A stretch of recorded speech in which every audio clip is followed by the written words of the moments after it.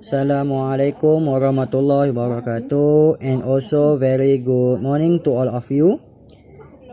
The next video here is very important to discuss about the amino acid. Our previous lesson we discussed about the protein and about their monomer amino acid and also the polypeptide.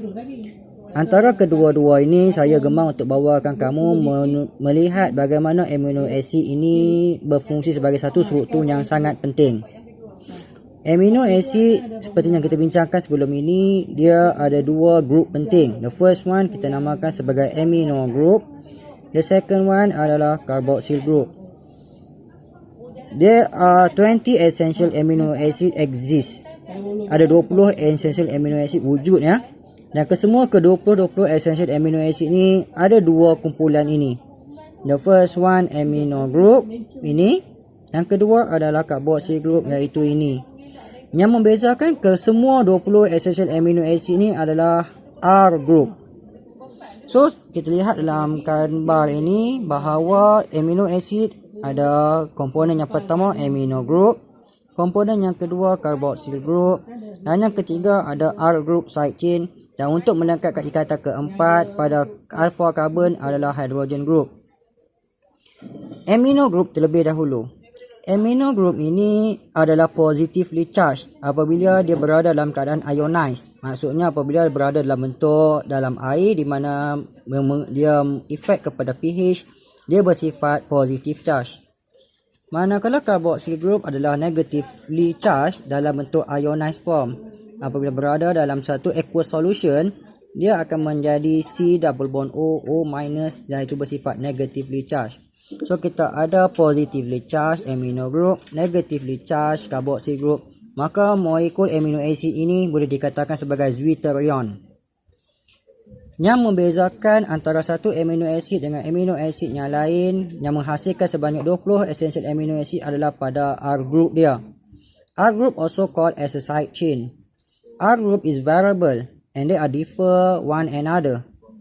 Dalam perbezaan kesemua amino acid pada side chain dia, amino acid dia boleh dibahagi kepada 4 kumpulan. The first group amino acid kita namakan sebagai non-polar amino acid sebab dia ada non-polar side chain. Yang kedua kita namakan dia sebagai polar amino acid sebab dia ada polar side chain. Yang ketiga adalah acidic amino acid sebab dia ada charged side chain.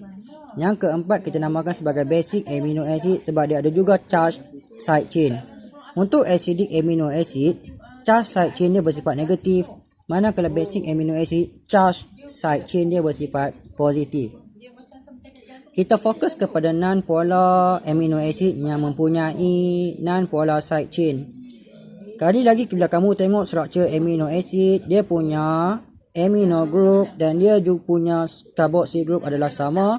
Yang membezakannya adalah pada side chain dia bersifat non-polar. Apabila dia bersifat non-polar sebagai contoh hydrogen atom, sifat amino acid ini adalah hydrophobic.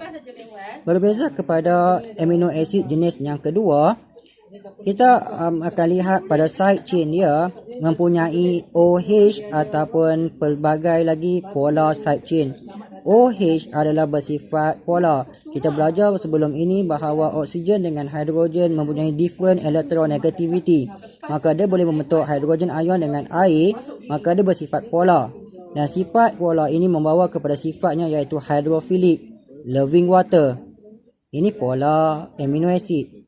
Kita lihat kepada amino acid yang ketiga, charged amino acid yang negatif, acidic amino acid. Ini adalah side chain dia, R group. Dan kita dapati bahawa pada side chain ini terdapat carboxyl group yang bersifat negatif, maka dia kita namakan dia sebagai acidic amino acid. Charged molekul boleh membentuk ikatan hidrogen dengan air, maka sifat dia adalah hydrophilic. Ini adalah basic amino acid. Sekali lagi kita fokus kepada dia punya side chain. Side chain yang mempunyai positively charged NH3+. So apabila dia mempunyai positively charged pada bahagian side chain dia, amino acid ini dipanggil sebagai basic amino acid. Sekali lagi charged amino acid boleh membentuk ikatan hidrogen dengan air, maka ini kita namakan dia sebagai hydrophilic.